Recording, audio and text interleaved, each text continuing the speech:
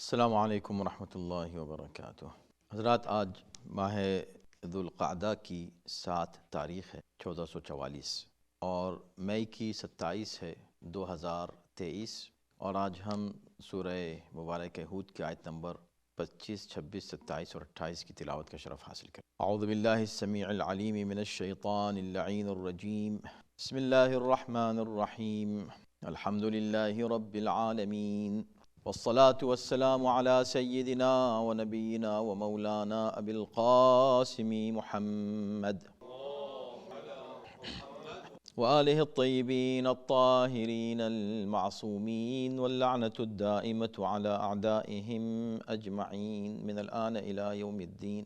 أما بعد، فقد قال الله في كتابه الكريم: بسم الله الرحمن الرحيم، وَلَقَدْ أَرْسَلْنَا نُوحًا إِلَىٰ قَوْمِهِ إِنِّي لَكُمْ نَذِيرٌ مُّبِينٌ أَلَّا تَعْبُدُوا إِلَّا اللَّهَ إِنِّي أَخَافُ عَلَيْكُمْ عَذَابَ يَوْمٍ أَلِيمٍ فَقَالَ الْمَلَأُ الَّذِينَ كَفَرُوا مِنْ قَوْمِهِ مَا نَرَاكَ إِلَّا بَشَرًا مِثْلَنَا وَمَا نَرَاكَ اتَّبَعَكَ إِلَّا الَّذِينَ هُمْ أَرَاذِلُنَا بَادِيَ الرَّأْيِ وَمَا نَرَىٰ لَكُمْ عَلَيْنَا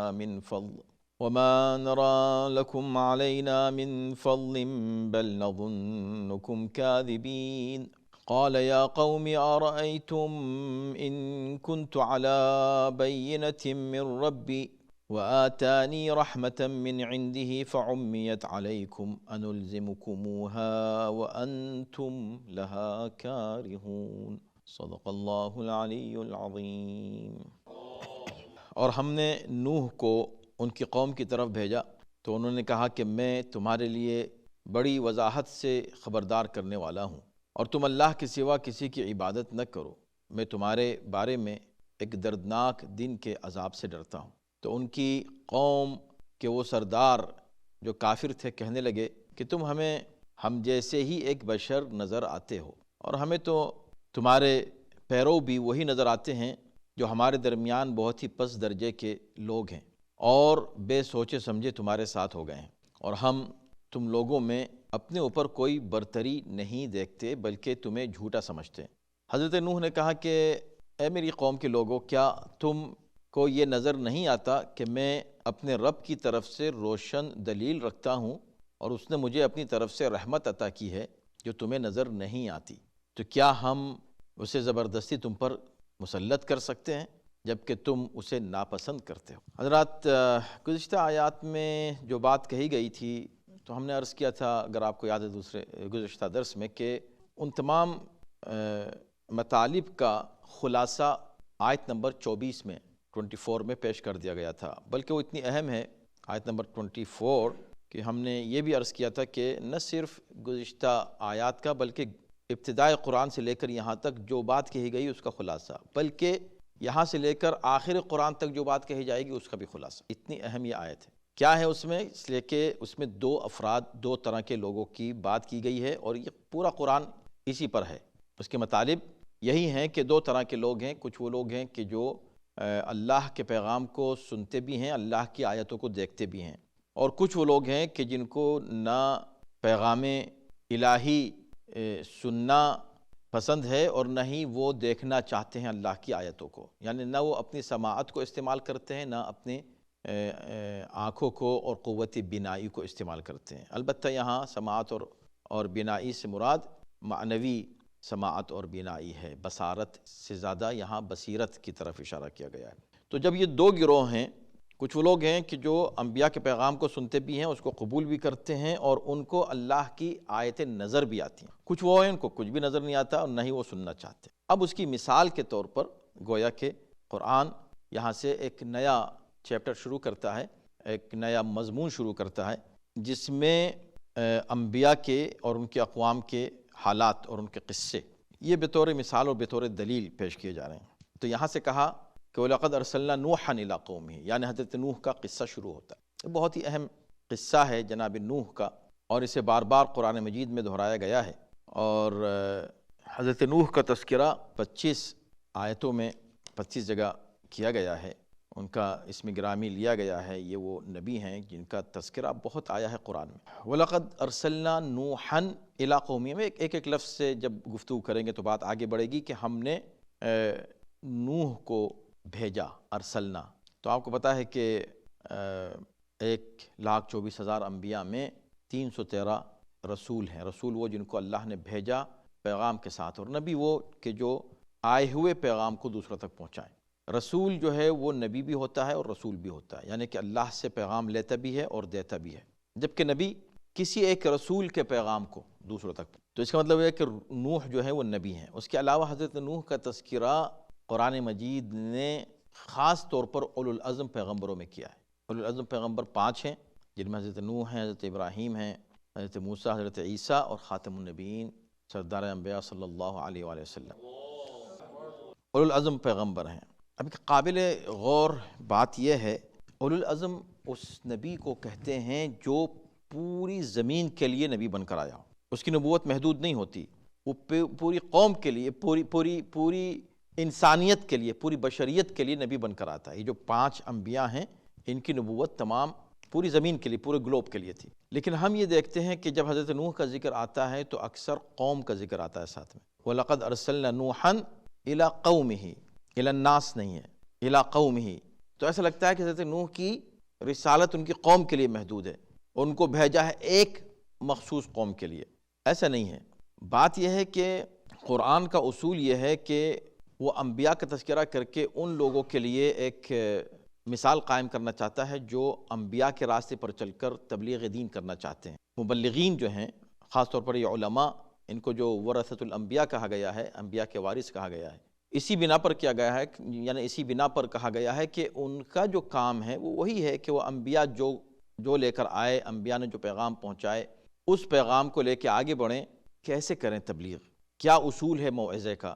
تو ان میں سے جو کچھ اصول ان 4 آیتوں میں آپ کو نظر آئیں گے، ان میں سے پہلی بات یہ ہے کہ اِلیٰ قومہ سے یہ پیغام ملتا ہے کہ مبلغ جب تبلیغ کرے تو اسٹارٹ سب سے پہلے اپنی قوم سے کرے، یعنی چھوٹے دائرے سے جہاں براہ راست اس کی پہنچ ہے اس سے کرے۔ اس سے پہلے کہ وہ انٹرنیشنل سٹیٹمنٹس دینا شروع کرے، پہلے اپنی قوم کو دیکھے، اور اس سے پہلے، قوم سے پہلے وہ نبی کہ جو نہ صرف پوری زمین کے لیے نبی تھا، وہ پورے عالمین کے لیے وہ رحمت بنا کر بھیجا گیا۔ اس سے بھی کہا وَأَنذِرْ عَشِيرَتَكَ الْأَقْرَبِينَ، اپنے قریب ترین رشتہ داروں کو بلا کر سب سے پہلے ان کو آگاہ کرو، ان کو ہمارا پیغام پہنچاؤ۔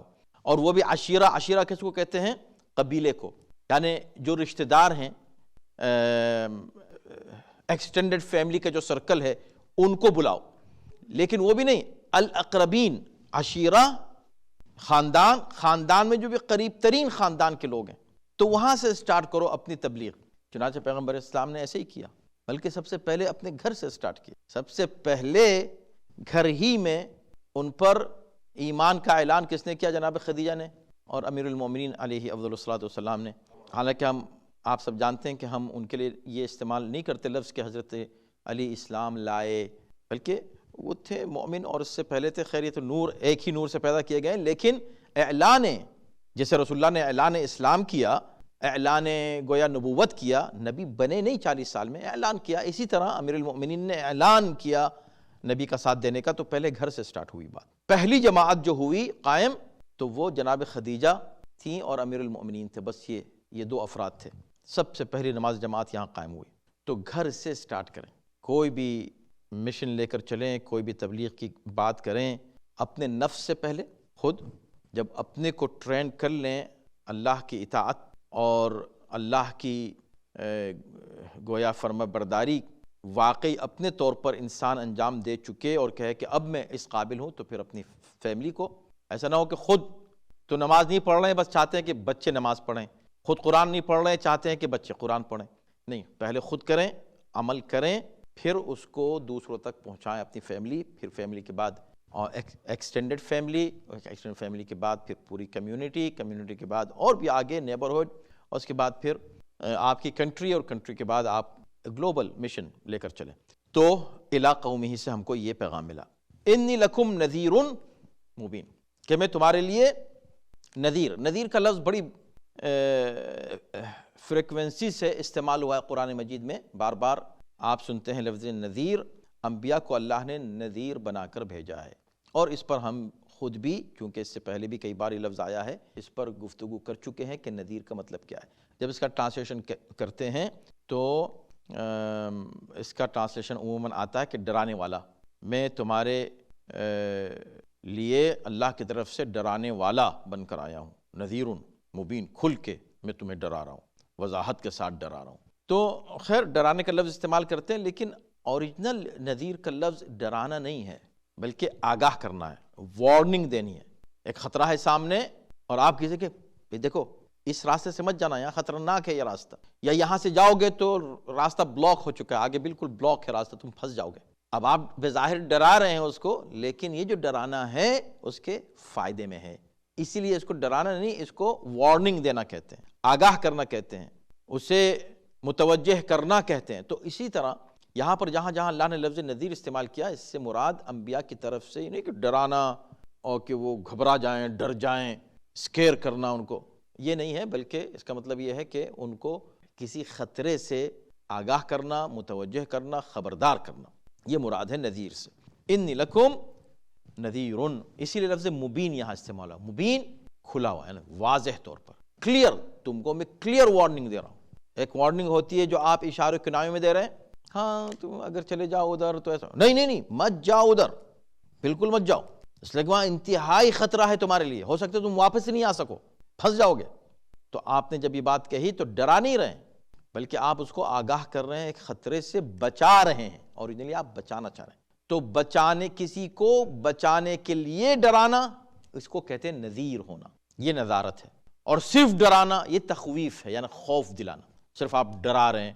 ہو سکتا ہے انسان ڈرائے کسی کو فور نو ریزن، آپ کسی کی ہمت پست کر رہے ہیں، وہ کچھ کام کرنا چاہ رہا ہے، آپ اس کے حوصلے پست کر رہے ہیں، آپ اس کو ڈسکریج کر رہے ہیں، اس کو ڈرا رہے ہیں چیزوں سے، حالات سے، اور ڈر کے رہ گیا اور ڈر کے اس نے کام نہیں کیا، ڈرنا ہے، یہ ہوا ڈرنا، اس کو ڈسکریج کرنا، کسی اچھے کام سے روک دینا۔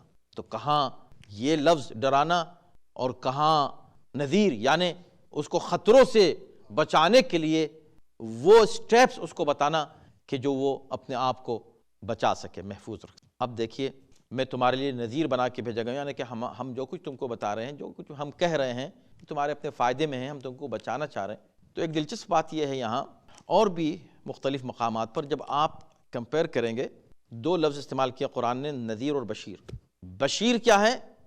گلیڈ ٹائڈنگ دینا، اچھی خبر سنانا، خوشخبری سنانا، وہ ہے بشارت۔ تو نبی جو ہے وہ نذیر بھی ہوتا ہے اور بشیر بھی ہوتا ہے، لیکن زیادہ تر قرآن نے لفظ نذیر استعمال کیا، بشیر استعمال نہیں کیا۔ آج کل کے دنیا میں بہت سے لوگ کہتے ہیں کہ بھئی بات یہ ہے کہ اپروچ جو ہے نا وہ پازیٹیو ہونی چاہیے، نگیٹو نہیں۔ آپ بجائے ڈرانے کے یا اس کو ایسے الفاظ استعمال کرنے کے جو نگیٹو، ذرا پازیٹیو اپروچ رکھیں، اس سے کہیں بھی تم کو تمہارا فائدہ ہوگا، تم اس طرف مت جاؤ، تو نہیں جاؤ گے تو تم کو یہ ملے گا، بجائے یہ کہنے کے کہ تم وہاں جاؤ گے تو تمہارا یہ نقصان ہوگا، بجائے نقصان دکھانے کے آپ فائدہ دکھائیں۔ یہ آج کل خاص طور پہ بزنس میں بھی یہ ہوتا ہے، اسکولوں میں بھی سکھایا جاتا ہے، عمومی طور پہ اس کو ایک اچھا اخلاق مانا جاتا ہے کہ آپ پازیٹیو اپروچ رکھیں، نگیٹو نہیں، اس کو نگیٹو مانا جاتا ہے۔ یہاں اس کے برعکس ہم کو یہ نظر آتا ہے کہ قرآن زیادہ تر لفظ نذیر پر زور دیتا ہے۔ یہاں پر بھی حضرت نوح نے نہیں کہا کہ میں بشیر بھی بنا کر بھیجا گیا ہوں، حالانکہ بشیر بھی تھے، لیکن انہوں نے بشیر ہونے کا ذکر نہیں کیا، نذیر ہونے کا ذکر کیا، وہ بھی مبین، کھل کے تم کو میں ڈرا رہا ہوں۔ یہ کیا بات ہے؟ تو کیا قرآن کی اپروچ یا انبیاء کی اپروچ نگیٹو اپروچ تھی؟ نعوذ باللہ، نہیں۔ اصل میں چونکہ اسلام دین فطرت ہے، دین فطرت ہے، لہٰذا انسانی فطرت کے مطابق قرآن انسان سے خطاب کرتا ہے۔ انسانی فطرت ہے کہ اگر اس کے سامنے آپ دو چیزیں رکھیں، ایک ہے خطرہ اور ایک ہے فائدہ، اس سے پوچھیں کہ تم پہلے کیا چاہتے ہو، فائدہ چاہتے ہو یا خطرے سے بچنا چاہتے ہو؟ وہ کہے کہ بھائی فائدہ تو بعد میں دیکھیں گے، پہلے خطرے سے تو بچ جائیں۔ تو انسانی فطرت یہ کہ وہ پہلے خطرے سے بچنا چاہتا ہے، اور اصول بھی یہی ہے۔ فائدہ لے کے کیا کرے گا؟ اگر ایک سامنے گڑھا ہے اور اس کے پاس اتنا ہی ٹائم ہے کہ وہ یہاں سے کچھ رقم اٹھا کے ایک بیگ میں بھر کے اور لے کر جائے، یا یہ کہ وہ ٹائم جو وہ بیگ بھر رہا ہے اس پیسے سے وہ یہاں سے گزر جائے، اس خطرے سے گزر جائے، کیا کرے گا؟ وہ بیگ بھرے گا، وہ تو خود بھی گرے گا، بیگ کو بھی لے کے گر جائے گا۔ اس کے بعد اتنا ہی ٹائم ہے، دیکھو یہ دیوار گرنے والی، یہاں سے گزر جاؤ، اور یہاں پیسے بھی پڑے ہیں، اب وہ پیسہ لینا شروع کرے گا یا اپنی جان بچا کے باہر نکلنا؟ اپنی جان بچا کے باہر نکلے گا، پھر سوچے گا اب فائدہ کیا ہے اس کے بعد اپنے فائدہ۔ تو قرآن کی اپروچ بالکل صحیح ہے، قرآن نعروں کی بات نہیں کرتا، قرآن خالی خوبصورت جو ہے وہ جملے بول کر لوگوں کو اس سے اٹریکٹ نہیں کرتا، ریالٹی بتاتا ہے مبین۔ ہم کھل کے تم کو بتانے والے ہیں، یہاں کوئی وہ سیاسی باتیں نہیں ہیں، جیسے کوئی سیاستداں پہ میں تو بہت ہی، میری اپروچ تو بس پازیٹیو ہے، پتہ ہے سب تمہاری اپروچ کیسی ہے پازیٹیو اپروچ ہے، اندر نیت کیا ہے اور انداز کیا ہے اور طریقے کیا ہیں۔ ہیومن رائٹس کی بات ہو رہی ہے، وہی لوگ ہیومن رائٹس کی بات کر رہے ہیں جو ہیومن رائٹس کو سب سے زیادہ وائلیٹ کرتے ہیں۔ آپ دیکھ لیں پوری دنیا میں سب سے زیادہ ہیومن رائٹس وائلیشنز جہاں ہوتا ہے وہ لوگ علمبردار بنے ہوئے ہیں، ہیومن رائٹس۔ یہ نہیں، اسلام سچی بات کرتا ہے، کلیئر آنیسٹی کے ساتھ۔ تو میں تمہیں نذیر بن کر آیا ہوں کا مطلب کیا ہوا؟ کہ میں تمہیں ان خطرات سے بچا رہا ہوں کہ جو تمہارے سامنے آنے والے ہیں، پھر ان سے بچ جاؤ۔ جب بچ جاؤ گے تو اس کے بعد آف کورس جو تم کو فائدہ ہوگا وہ تمہارے لیے بشارت ہے۔ اس لیے یہاں لفظ بشارت استعمال نہیں کیا کہ اس وقت بات ہو رہی ہے خطرے سے بچنے کی، پہلا مرحلہ ہے۔ کیسے بچیں گے خطرے سے بھائی؟ آپ ہمیں کیا بتانے آئے ہیں، کیا ڈرانے آئے ہیں، کس چیز سے آپ ہم کو بچانا چاہتے ہیں؟ اللہ تعبدوا الا اللہ، کہ تم خبردار عبادت نہ کرو علاوہ اللہ کی۔ اب بھی یہاں پر دیکھ لیں عجیب بات ہے، بجائے یہ کہنے کہ تم اللہ کی عبادت کرو، ٹھیک ہے نا، کہ تم عبادت نہ کرو سوائے اللہ کے۔ یہاں بھی ایسے لگ رہا ہے کہ نیگیٹو سے سٹارٹ کر رہے ہیں۔ بھئی آپ سیدھے کہتے ہیں کہ اللہ کی عبادت کرو، میں اس لیے آیا ہوں تم کو بتانے کے لیے اللہ کی عبادت کرو، نہیں کرو کسی کی عبادت مگر اللہ کی۔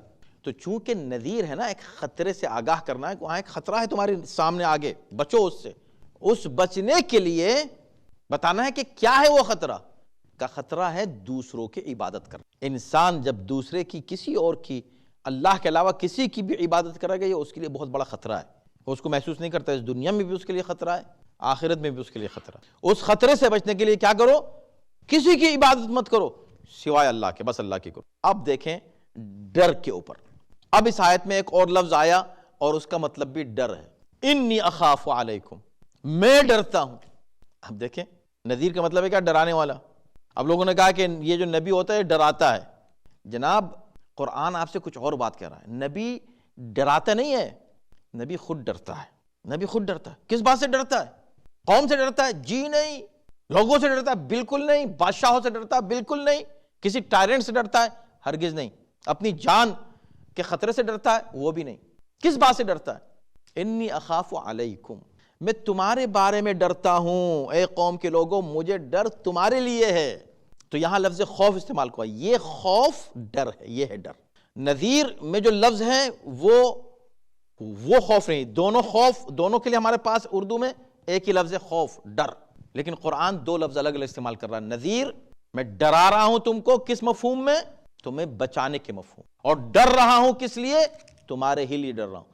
عذاب یوم علیم، ایک انتہائی دردناک دن کے عذاب سے تمہارے بارے میں خوف زدہ ہوں، ایسا نہ ہو کہ وہ عذاب آ جائے۔ یہ خوف زدہ ہونا سورہ نوح میں آپ پڑھتے ہیں کہ حضرت نوح کتنی ہمدرد اور کتنے نرم انداز سے گفتگو کرنے والے ہیں اپنی قوم سے، ان کا انداز پورے قرآن میں دیکھ لیں۔ حضرت نوح کا جب ذکر آتا ہے تو بس قوم پر عذاب کا تذکرہ سامنے فوراً آ جاتا ہے، یا حضرت نوح کی بد دعا کا ذکر آتا ہے کہ ابھی بد دعا کب کی ہے اس کو دیکھو، اور ہمدردی کا مظاہرہ مسلسل کرتے رہے، استغفروا ربکم انہ کان غفارا۔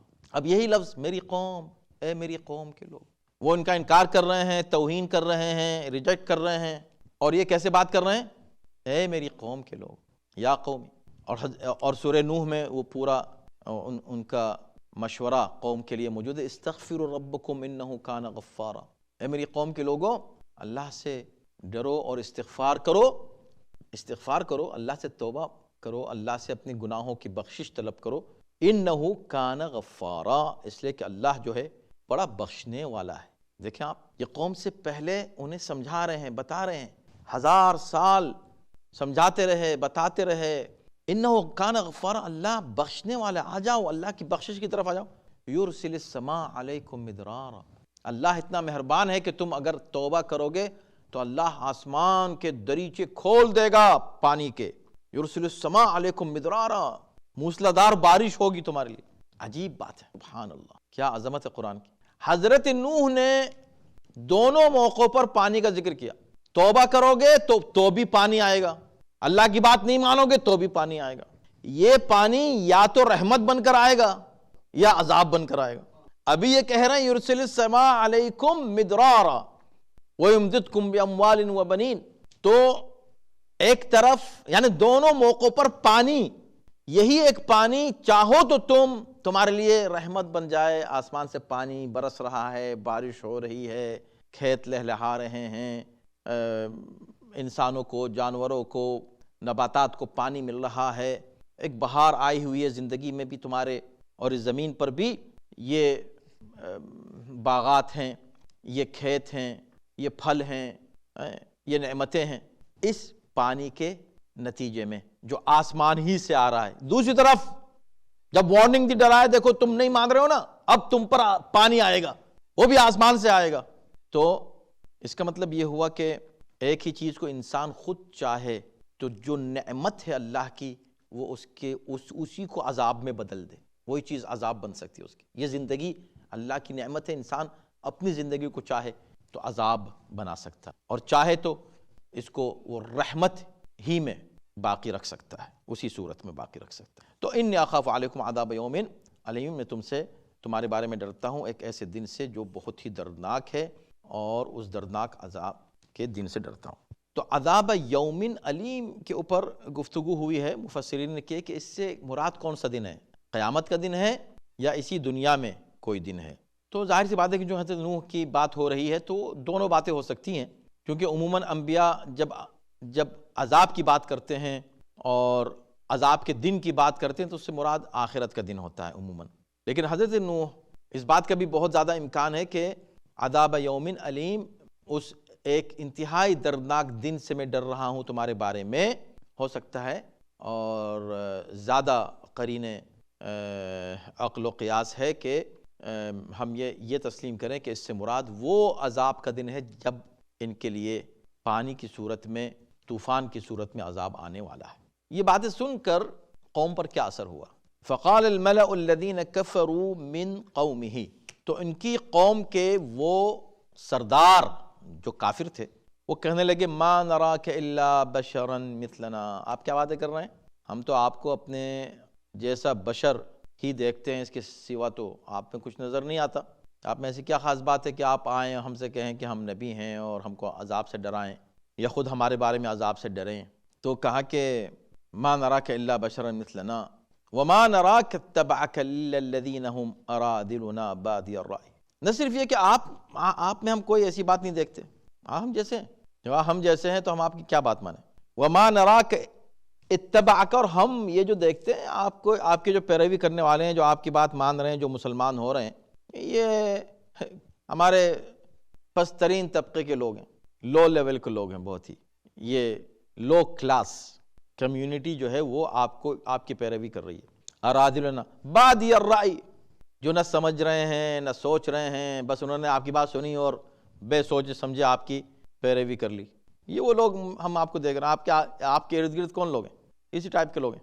وما نرا لکم علینا من فضل، اور ہم آپ کی کوئی فضیلت ہم کو نظر نہیں آتی اپنے اوپر، ہمارے مقابلے پر، کہ آپ ہم سے کچھ افضل ہیں، ایسا بھی نظر نہیں آ رہا ہے. بل نظنکم کاذبین، اس کے برعکس ہم آپ سب کو جھوٹا سمجھتے ہیں. تو خیر اس آیت میں بھی کافی دلچسپ پہلو ہیں گفتگو کے، کیونکہ جب آپ غور کریں تو پھر زیادہ پڑھنے میں مزہ آتا ہے. پہلی بات یہ ہے کہ ملأ، یہ لفظ اس سے پہلے بھی آ چکا ہے فرعون کے تذکرے میں، کہ فرعون کے جو ملأ تھے. ملأ کون؟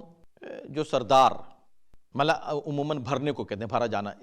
اس سے پہلے ہم اس کا ذکر کر چکے، جس سے انسان کی آنکھیں بھر جائیں کہ دیکھ کسی کو شخصیت دیکھ کر مرعوب ہو جائے کہ ارے کتنا بڑا آدمی ہے یہ. اس ٹائپ کے جو سردار ہوا کرتے تھے، قوم کے جو سردار تھے، لیڈرز، ان کی مذمت کی جا رہی ہے. لیکن دیکھیں سبحان اللہ، قرآن کتنا کتنی باریکی کے ساتھ مسائل کو پیش کرتا ہے کہ ایسا نہیں کہ جتنے سردار ہیں تو سردار ہونا برا ہے قوم کا سردار ہونا برا نہیں ہے. ملأ الذین کفروا من قومہ، کفروا، سردار ہو کر کفر کرنا بہت بری بات ہے. اس لیے کہ ایک سردار جب کفر کرتا ہے، انکار کرتا ہے، تو اس کے ساتھ پوری قوم اس کے پیچھے چل کے انکار کر دیتی. انہوں نے کہا کہ آپ ہم جیسے بشر ہیں. تو وہ یہ دیکھنا چاہ رہے تھے کہ حضرت نوح جو ہے، جیسے آخر تک خود رسول اللہ کے زمانے میں بھی عجیب مطالبے کرتے تھے. ان سے کہتے تھے آپ تو ہم جیسے ہیں، یہ تو بازار میں بھی جاتے ہیں، یہ تو کھانا بھی کھاتے ہیں. تو اس کا مطلب یہ کہ کوئی الگ سے کوئی اور اسپیشیز آنی چاہیے ان کے لیے اللہ کا پیغام لے کر، تب وہ مانیں گے. یعنی کوئی فرشتہ آ جائے اور فرشتہ آ کر کے میں اللہ کا نبی ہوں، میں پیغام لائے ہوں، تو پھر وہ مانیں گے. جبکہ اللہ کہتا ہے کہ نہیں، ہم نے بشر کی صورت میں بھیجے نبی. اب اس کا جواب اس کے بعد کی آیت میں آئے گا. تھوڑا سا وقت رہ گیا، ہم جلدی سے اس کو تمام کرنے کی کوشش کریں. کہ تو پہلا اعتراض یہ تھا کہ آپ ہم جیسے بشر ہیں. دوسرا اعتراض کیا تھا؟ کہ آپ کے ماننے والے لو کلاس کے لوگ ہیں، لوور کلاس ہیں. تیسرا اعتراض یہ تھا کہ بغیر سوچے سمجھے وہ آپ کے پیچھے چل پڑے. بادی الرأی، بالکل سادہ لوح قسم کے لوگ ہیں اور سمپل لوگ ہیں. کامن سینس انہوں نے یوز نہیں کیا ہے، ایسے ہی بس آپ کے ساتھ لگ گئے. یہ تیسرا اعتراض تھا. چوتھا اعتراض یہ تھا کہ ہم پر کوئی فضیلت نہیں رکھتے آپ، یعنی آپ ہم سے کوئی بہتر نہیں ہے. کیا فرق ہے ہمیں آپ میں؟ بلکہ ہم آپ سے بہتر ہیں، ہمارے پاس زیادہ چیزیں ہیں، آپ کے پاس تو کچھ بھی نہیں، آپ تو لو کلاس لوگ ہیں. اور پانچواں اعتراض ان کا یہ تھا کہ آپ جھوٹے ہیں، نعوذ باللہ. اچھا، اس میں آیت میں آپ بھی دیکھیں کہ پہلے واحد کا صیغہ استعمال کیا، سنگولر. ما نراک، ہم آپ کو، یعنی اے نوح، یو ون پرسن، نراک، نراکم نہیں ہے، ٹھیک ہے. ہم آپ کو صرف ایک بشر دیکھتے ہیں.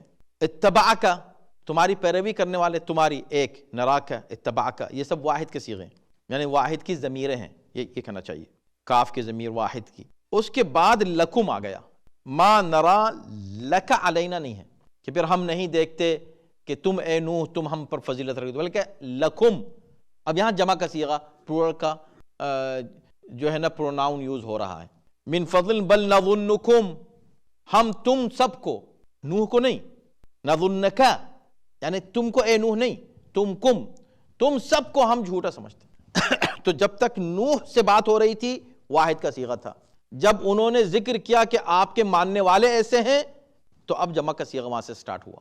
اس کا مطلب یہ ہے کہ دشمن جب نبی سے دشمنی کرتا ہے تو ان کے مخلص ماننے والوں سے بھی اسی طرح دشمنی کرتا ہے. یہ نہیں ہو سکتا کہ وہ نبی سے تو دوستی رکھے اور ان کے جو مخلص ماننے والے ہیں، ان کو سپورٹ کرنے والے ہیں، ان سے دشمنی کرے. ایک ساتھ کرتا ہے دشمن، دونوں کو ایک ساتھ مانتا ہے. رسول اللہ کو، خاتم النبیین کو اذیتیں دینے والے جو دشمن تھے، وہ جانتے تھے کہ جو ان کے جو مخلصین ہیں، سب سے پہلے ان کے گھر والے ہیں. کتنی اذیتیں دی گئیں اہل بیت کو. پھر ان اہل بیت سے محبت کرنے والے مخلص صحابہ کے ساتھ کیا ہوا تاریخ میں. تو وہ اصل دشمنی نبی سے تھی. چونکہ نبی کے ماننے والے تھے، اس لیے پھر نبی کے ماننے والوں کے ساتھ، یا نبی سے مربوط یا نبی سے منسلک جو افراد تھے، ان کے اوپر ظلم ان لوگوں نے شروع کیا. تو خیر، اب یہ 5 چیزیں تھیں. ان کا جواب اگلی آیت میں دے دیا گیا ہے. قال یا قوم، اگین اتنے بڑے بڑے اعتراضات کے بعد، اتنی توہین آمیز گفتگو کے بعد، قرآن کیا بات کرتا ہے؟ حضرت نوح کا جو جواب ہے وہ کیا ہے؟ اے میری قوم کے لوگوں. پھر میری قوم، اے میری قوم. اچھا، اب اے میری قوم میں اس پہلے اعتراض کا جواب بھی ہو گیا. عجیب ہے قرآن کا انداز. کیا کہ ہم تو آپ کو ہم جیسا بشر مانتے ہیں، آپ ہم جیسے بشر ہیں، تو اے میری قوم کہہ کر حضرت نوح نے کہا کہ بھئی جو میں تمہیں اے میری قوم کہہ کے خطاب کر رہا ہوں، اگر فرشتہ آتا تو تم اس کی قوم کیسے بنتے؟ میں تم ہی میں سے ہوں. اللہ نے تم ہی میں سے ایک نبی چن لیا ہے تاکہ تم مانوس رہو اس سے اور وہ تمہارے لیے نمونے عمل بن سکے. اگر فرشتہ آئے اور نماز پڑھو کہ میں تو 5 وقت کی نماز پڑھ رہا ہوں، تم بھی پڑھو، کہ تم تو فرشتے ہو اس لیے پڑھتے، تمہیں کوئی کام ہے؟ تمہیں کوئی جاب پہ جانا ہے؟ تمہارے کوئی بچے ہیں؟ تمہاری کوئی اولاد ہے؟ تم کرو یہ سب، ہم تو نہیں کر سکتے، تم فرشتے ہو. تو لہٰذا تم ہی جیسا کوئی ہو جو تمہارے لیے نہ صرف پیغام پہنچانے والا، تمہارے لیے نمونے عمل بن سکے. اے میری قوم کے لوگوں. تو اس اعتراض کا جواب ہو گیا. ما نراک. دوسرا اعتراض کیا تھا؟ کہ آپ کے لوگ جو ہیں وہ کم حیثیت کے لوگ ہیں. تو کہا کہ یا قوم ارأیتم ان کنت علی بینۃ من ربی، کہ کیا تم نے دیکھا نہیں کہ میں اللہ کی طرف سے ہوں، من ربی علی بینۃ، میں دلیل لے کر آیا ہوں جو میرے رب کی طرف سے ہے۔ تو اس کا یہ جواب ہوا کہ بھئی دیکھو یہ تمہاری نظر ہے، تم دنیا کے اعتبار سے دیکھ رہے ہو، جو چیز خدا کی طرف سے ہو، جو خدا سے مربوط ہو جائیں، اللہ والے بن جائیں، وہ لو نہیں رہتے، ان کی حیثیت بہت بلند ہو جاتی ہے۔ یہ تمہاری نظر ہے، تمہاری فکر ہے، یہ تمہارا کرائیٹیریا ہے کہ تم دنیا سے تولتے ہو لوگوں کو، ان کی شخصیات کو، ان کے اسٹیٹس کو، یہ اس کی کوئی ویلیو اللہ کی نظر میں نہیں ہے، میں اللہ کی طرف سے آیا ہوں۔ تیسرا اعتراض کیا تھا کہ بعد یا رائے انہوں نے ایسے ہی بے سوچے سمجھے آپ کے پیچھے چل پڑے، تو کہہ رہے ہیں کہ بھئی ارأیتم ان کنت علی بینۃ من ربی، بینۃ، کیا تم کو نظر نہیں آ رہا ہے کہ میرے پاس کیا کیا دلیل ہے اللہ کی طرف سے؟ بینہ ہے، دلیل ہے، آیتیں ہیں، ثبوت ہے اپنی نبوت کا جو میں لے کر آیا ہوں۔ یعنی وہ بتانا چاہ رہے ہیں کہ یہ جو تم ان کو کہہ رہے ہو کہ بے سوچے سمجھے، نہیں، بے سوچے سمجھے انہوں نے مجھ کو نہیں مانا، انہوں نے مجھ کو مانا ہے دلیلیں دیکھ کر، عقل اور منطق کی بنیاد پر انہوں نے مجھ کو تسلیم کیا ہے، اس لیے کہ میرے پاس بینہ موجود ہے۔ یہ تم کو نظر کیوں نہیں آ رہا ہے؟ اگر تم عقل مند ہو، تم خود کو عقل مند کہہ رہے ہو نا، تو بتاؤ یہ تمہارے پاس ہے؟ وہ عقل جو ان کے پاس ہے وہ تو تمہارے پاس نظر نہیں آ رہی ہے، اس لیے کہ انہوں نے سوچ سمجھ کے علی بینۃ ارأیتم، کیا تم کو نظر نہیں آ رہا ہے؟ تم نے دیکھا نہیں کیا؟ من ربی اچھا، چوتھا اعتراض کیا تھا کہ آپ پر ہم پہ کوئی برتری آپ کو حاصل نہیں ہے، آپ ہم سے کیا افضل ہیں؟ کچھ بھی نہیں، ہم جیسے ہیں۔